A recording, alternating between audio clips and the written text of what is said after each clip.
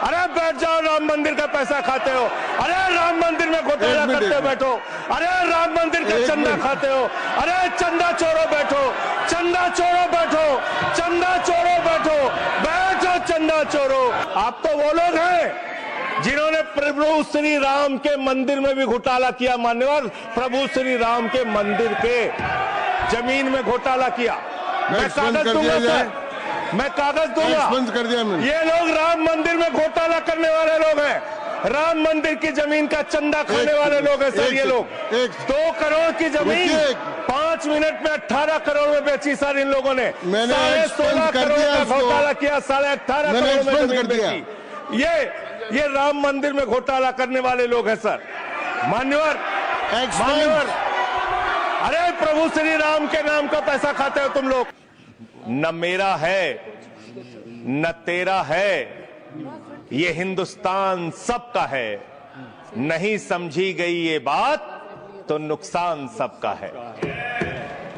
न तेरा है न मेरा है, ये हिंदुस्तान सबका है। नहीं समझी गई ये बात तो नुकसान सबका है। जो आकर मिल गई इसमें वो दिखलाई नहीं देती। जो नदियां मिल गई इसमें वो दिखलाई नहीं देती। महासागर बनाने में मगर एहसान सबका है। महासागर बनाने में मगर एहसान सबका है। मान्यवर, हम लोग बचपन से एक शब्द सुनते आए, सरकार माई बाप।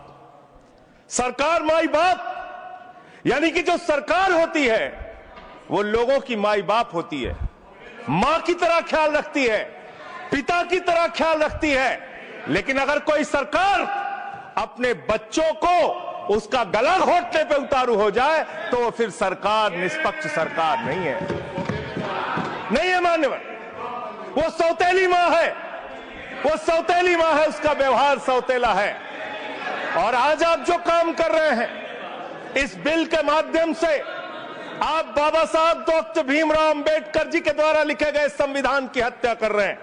और ये बात मैं इसलिए कह रहा हूं कि बाबा साहब डॉक्टर भीमराव अंबेडकर जी ने संविधान की धारा 26 में लिखा, धार्मिक मामलों के प्रबंधन की स्वतंत्रता, धार्मिक एवं धर्मार्थ उद्देश्यों के लिए संस्थाओं की स्थापना एवं रखरखाव करना, धर्म के मामलों में अपने स्वयं के मामलों का प्रबंधन करना, चल एवं अचल संपत्ति का स्वामित्व एवं अधिग्रहण करना तथा ऐसी संपत्ति का कानून के अनुसार प्रशासन करना। यह अधिकार आपने नहीं दिया।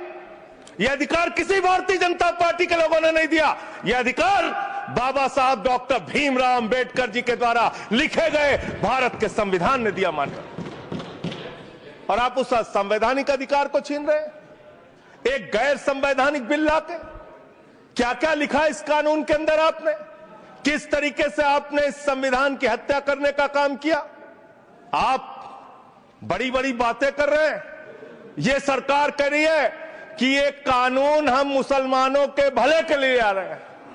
जब मैं आपसे सुनता हूं तो मुझे लगता है कपिल शर्मा कॉमेडी सर्कस में बोल रहा है।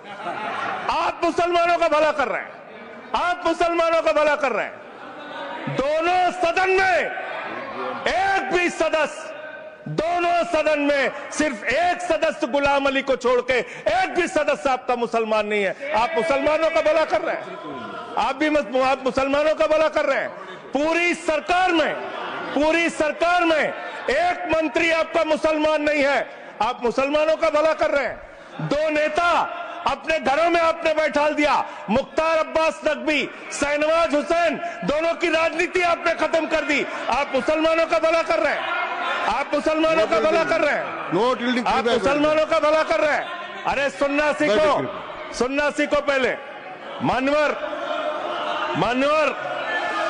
मैं इनके इस कानून में क्या क्या लिखा हुआ है, क्या क्या कहा है इन्होंने। बैठ जाए कृपया, गुलाम अली बैठ जाए।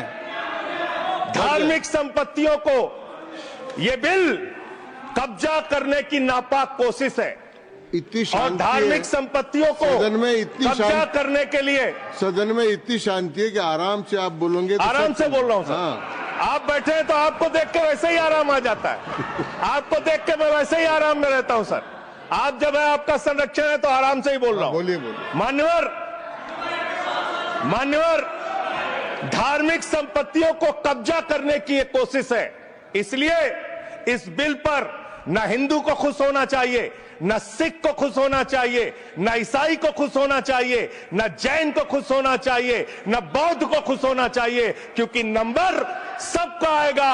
और आज वक्फ की संपत्तियां कब्जा करके आप अपने दोस्तों को देंगे, कल गुरुद्वारे की संपत्तियां कब्जा करके आप अपने दोस्तों को देंगे, फिर चर्चों की संपत्तियां कब्जा करके आप अपने दोस्तों को देंगे, फिर बौद्धों की संपत्तियां कब्जा करके आप अपने दोस्तों को देंगे, फिर जैनों की संपत्तियां कब्जा करके आप अपने दोस्तों को देंगे, फिर मंदिरों की जमीनें कब्जा करके आप अपने दोस्तों को देंगे।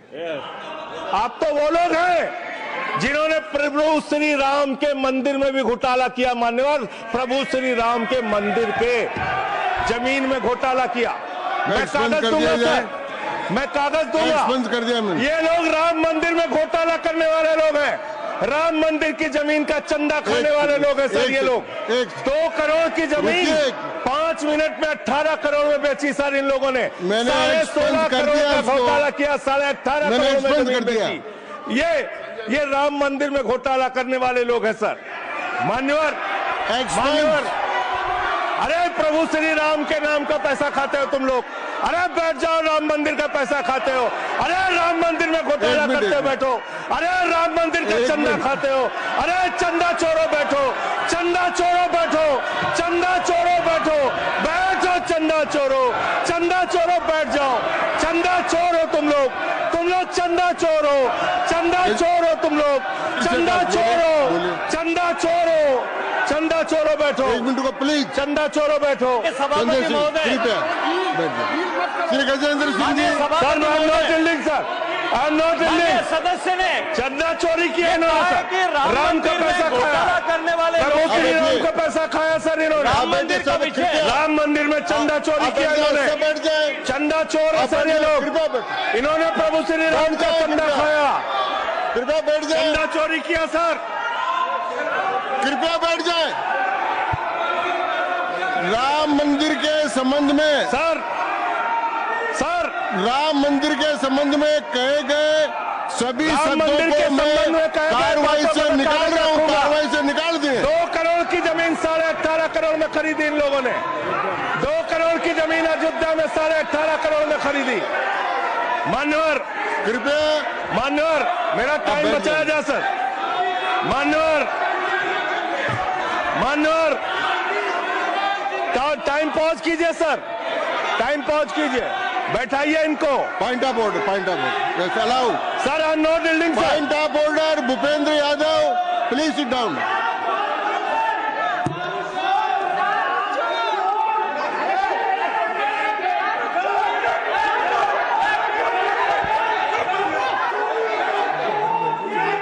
भाई पॉइंट ऑफ ऑर्डर मैंने दिया, आप जाइए स्थान पर, कृपया अपने स्थान पर जाएं। मैंने व्यवस्था का प्रश्न उठाने का मौका दिया भूपेंद्र जी यादव को। आप सब लोग अपने स्थान पर जाएं, कृपया अपने स्थान पर चले जाएं। मान्यवर, आपने कहा कि इससे आप पिछड़े मुसलमानों का भला करने जा रहे हैं। सुनने में बहुत अच्छा लगता है कि आप पिछड़े मुसलमानों का भला करने जा रहे हैं। आपने इसमें कहा कि आप महिलाओं का भला करने जा रहे हैं। सुनने में बहुत अच्छा लगता है कि आप महिलाओं का भला करने जा रहे हैं, लेकिन ये सरकार, और यहां पे इस समय मंत्री जी नहीं है, मैं उनसे पूछना चाहता हूं, आप देश को और सदन को गलत जानकारी क्यों दे रहे हैं? मान्यवर, 2013 के वक्फ बिल में जो भारतीय जनता पार्टी की सहमति और सहयोग से पास हुआ, उसमें भी महिलाओं के लिए आरक्षण था। मना कर दीजिए कि नहीं था, मना करिए कि हम गलत बोल रहे हैं। मान्यवर, मंत्री जी ने कहा 1 करोड़ सुझाव आया। मैं आपसे पूछना चाहता हूं, कितने करोड़ ईमेल आए, कितने करोड़ पत्र आए, कितने करोड़ सुझाव आए? पूरे देश को जानकारी दीजिए, और मैं आपको दावे के साथ कह सकता हूं, जब पूरा सच सामने आएगा तो देश को पता चलेगा कितने लोग इस बिल के विरोध में थे, कितने लोग इस बिल के समर्थन में थे। मैं जेपीसी का सदस्य था मान्यवर, मैं कह रहा हूं आपसे लाइए। और आप पिछड़े मुसलमानों का भला करना चाहते हैं? मैं आपसे हाथ जोड़कर निवेदन करता हूं, विनती करता हूं, और हमारे जो मित्र उधर भी हैं, अगर आप मेरी बात से सहमत हैं तो समर्थन करना। समाज में छुआछूत को, बीमारी को मिटाने के लिए चलिए उठाते हैं कदम। और अगले सत्र में एक बिल लेके आइए, जितने भी हिंदुओं की कमेटियां हैं, ट्रस्ट है, बोर्ड है, उन सारे ट्रस्ट और कमेटियों में 80% आरक्षण दलित, आदिवासी और पिछड़े हिंदुओं को दीजिए। मैं समर्थन करूंगा आपका, माला पहनाऊंगा आपको। आप पिछड़ों का भला करने की बात करते हैं, आप दलितों का भला करने की बात करते हैं। आपकी मातृ संस्था आरएसएस 100 साल तक आपने एक भी दलित, पिछड़ा और आदिवासी, एक भी महिला को आज तक आरएसएस का प्रमुख नहीं बनाया। आप दलितों और पिछड़ों और आदिवासियों की आरएसएस के बारे में करने की बात करते हैं। माननीय, इस बिल में क्या लिखा है? आप जो भी बातें इस विधेयक के अलावा बोलेंगे उन सबको मैं एक्सप्लेन करूंगा। ये सच नहीं है क्या ये सच नहीं है? सर मेरा टाइम रोका जाए। और सर बिल के बारे में बात करते हैं। माननीय मंत्री जी ने कहा आज आप इस बिल को पास कर रहे हैं, आज आपका सीना चौड़ा हो रहा है, आपको लग रहा है एक धर्म के अधिकार को आप छीन रहे हैं। नहीं, कल को आप सभी धर्मों की धार्मिक संपत्तियां छीन के आप अपने दोस्तों का देने का काम करेंगे। मैं फिर इसको दोहरा रहा हूं और फिर इसको कह रहा हूं कि आप ये करेंगे, धार्मिक संपत्तियों के कब्जा करने का काम करेंगे। और किसी गलतफहमी में मत रहिए। आपको लोकसभा के चुनाव में मात्र 36% वोट मिला है। इस देश की 64% आबादी आज भी आपके खिलाफ है, आज भी आपके खिलाफ खड़ी है। किसी गलतफहमी में मत रहिए। बड़ी बड़ी सत्ता उखड़ गई और चली गई। मान्यवर, आपने इसमें लिखा बिल के अंदर कि वक्फ कमेटी के अंदर गैर मुसलमान इसका सदस्य बन सकता है। आप क्या गुरुद्वारा कमेटी के अंदर गैर सिख को मेंबर बना सकते हैं? क्या ईसाई कमेटी के अंदर गैर ईसाई को सदस्य बना सकते हैं? क्या बौद्धों की कमेटी के अंदर गैर बौद्ध को, क्या जैनों की कमेटी के अंदर गैर जैन को आप मेंबर बना सकते हैं? और इतना ही नहीं, क्या आप हिंदुओं के ट्रस्ट में, मंदिर के ट्रस्ट में आप क्या गैर हिंदू को मेंबर बना सकते हैं? नहीं बना सकते, नहीं बना सकते। आप एक झूठ फैला रहे हैं देश भर में झूठ फैला रहे हैं। आप कह रहे हैं ये मैं पढ़ रहा हूं राम मंदिर का, सर, राम मंदिर ट्रस्ट। झूठ शब्द असंसदीय है, जो असंसदीय शब्द उनको निकाल दीजिए। सत्य से परे, सत्य से परे। सर ये प्रभु श्री राम के मंदिर का ट्रस्ट, मैं इसका समर्थन करता हूं। नहीं, आप सर मैं इसका समर्थन कर रहा हूं। ये सब्जेक्ट नहीं है सर, समर्थन कर रहा हूं। सुन तो लीजिए, आप कहे से नहीं सुनूंगा। डिस्ट्रिक्ट मजिस्ट्रेट प्रोसीडिंग में नहीं आएगा। सर मेरी बात तो बिल्कुल नहीं आएगा। सर मेरी बात सुन लीजिए। घनश्याम जी प्लीज, चेयरमैन साहब, district magistrate of Ayodhya will be ex officio trustee who will be a practicing Hindu. If the DM is not Hindu, then additional district magistrate will be an ex officio member of the trust. हम इसका समर्थन करते हैं। Sir Hindu धर्म के trust में हिंदू को member होना चाहिए, आपने लिखा, हम इसका समर्थन करते हैं। लेकिन आप दूसरे धर्मों के ऊपर कह रहे हैं। कल को आप गुरुद्वारा कमेटियों में कहेंगे सिख नहीं, दूसरे धर्म के लोग इसमें आएंगे।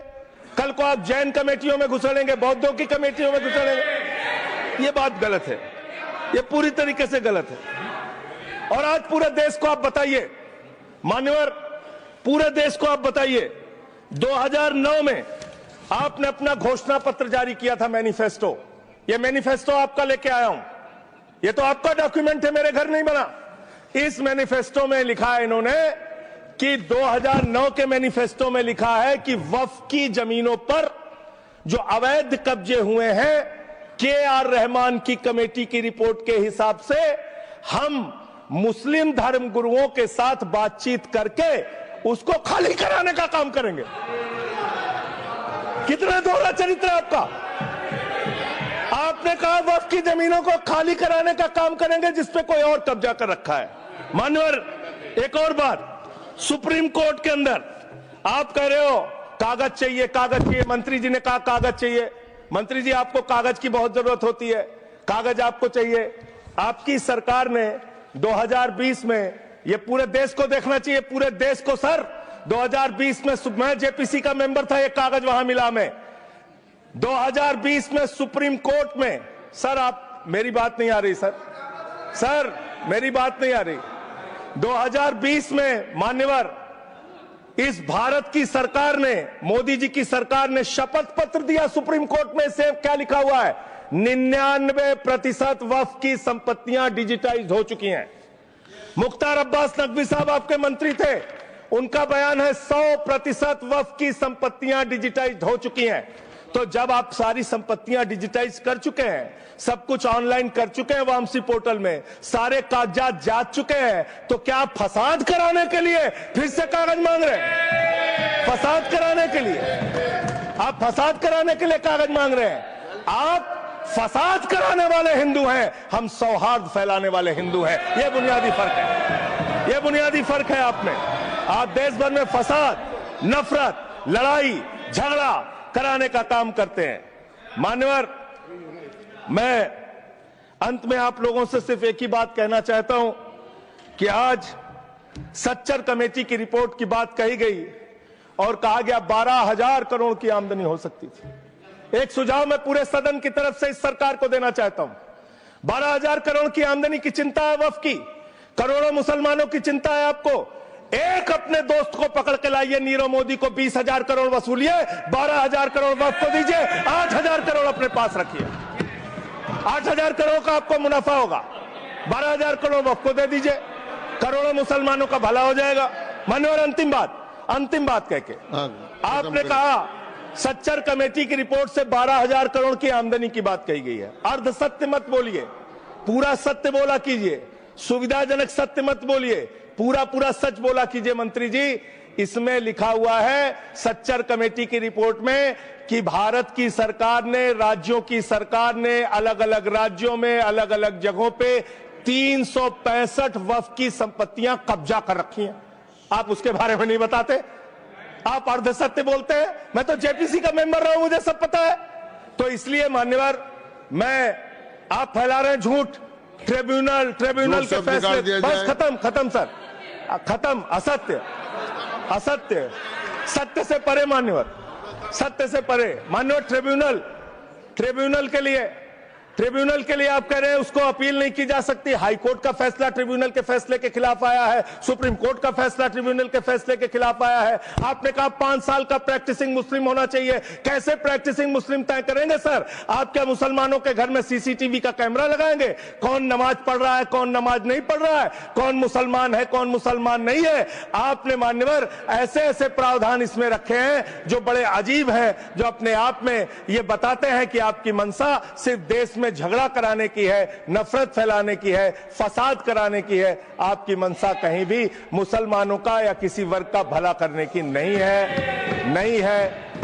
है। बस एक अंतिम बात कह के अपनी बात समाप्त करूंगा। ये काम आपने देश के अंदर बहुत अच्छा शुरू कर दिया।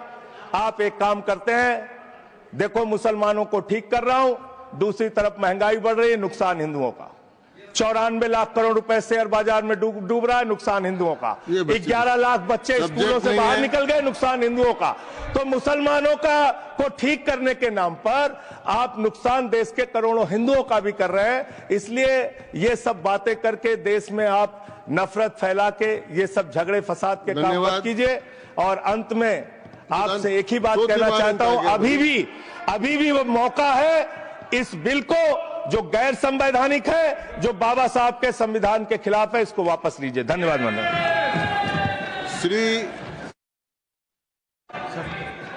दूंगा ही। संजय सिंह जी को मैं जवाब देना चाहता हूं, सबका जवाब देंगे, लेकिन समस्या ये है, माननीय मंत्री जी को हस्तक्षेप करने का अधिकार है। जब मैं when I will reply to everybody please. मैं सबको जवाब दूंगा। मैं सिर्फ इतना ही कह रहा हूं कि संजय सिंह इतना तर्कहीन बात करते हैं, जवाब देने के लिए जगह भी नहीं है। वो पॉइंटलेस बात करता है, बिल से संबंधित नहीं, इधर उधर का बात करता है। पॉइंट में बात कीजिए, मैं जवाब दूंगा बाद में।